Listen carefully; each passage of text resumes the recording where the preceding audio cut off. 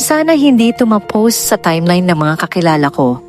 Pero kailangan ko lang talaga ilabas to kasi hindi na ako makatulog ng maayos. Tawagin niyo na lang akong Miggy, 4th year engineering student sa isang kilalang university dito sa Manila. Scholar ako, consistent dean's lister at kilala bilang breadwinner. Goal ng pamilya namin sa probinsya. Dati ang iniintindi ko lang ay paano makakuha ng flat 1 sa mga exams at kung paano pagkakasyahin ang allowance ko para sa isang buwan. Simple lang ang buhay, diretso bahay at school lang ang routine ko araw-araw. Nagbago ang lahat nung pumasok ang thesis season at biglang na-ospital si Mama dahil sa komplikasyon sa diabetes. Lahat ng ipon ko para sa final defense at graduation fees napunta sa pambili ng gamot at pambayad sa klinik. Nabaon ako sa utang sa mga kaklase ko at dumating sa point na pati pambayad sa panel members at printing ng hardbound, wala na akong mahugot.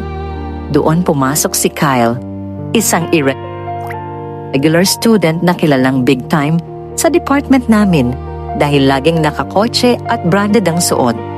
Nag-offer siya na ang sasagot sa lahat ng expenses ko sa thesis, basta tulungan ko lang siya sa mga plates niya. Noong una, akala ko purely academic assistance lang ang kapalit, kaya pumayag ako ng walang pag-aalinlangan. Pero nung isang gabi, habang nasa kondo niya kami para tapusin ang project niya, iba na ang naging timpla ng usapan. Sabi niya, "Miggy, ang laki na nang naitulong ko sa'yo. Baka naman pwedeng may extra service bukod sa drawing?" Hindi ko akalaing aabot kami sa ganong sitwasyon. Sobrang lakas ng kabog ng dibdib ko habang nakatingin siya sa akin ng seryoso. Akala ko, kontrolado ko pa ang takbo ng gabi, pero nung inabot niya sa akin ang isang sobrang na may lamang cash, doon na gumuho ang pride ko. Pumikit na lang ako at ginawa ang hiling niya. Isang bagay na hinding-hindi ko naisip na magagawa ko sa buong buhay ko para lang sa pera. Lumuhod ako sa harap niya at sinubo ko ang batoy-toy niya. Nasusuka ako. Habang nangyayari yun, hindi ko mapigilang isipin kung ano na lang ang sasabihin ni Mama kung makikita niya ako sa ganong posisyon.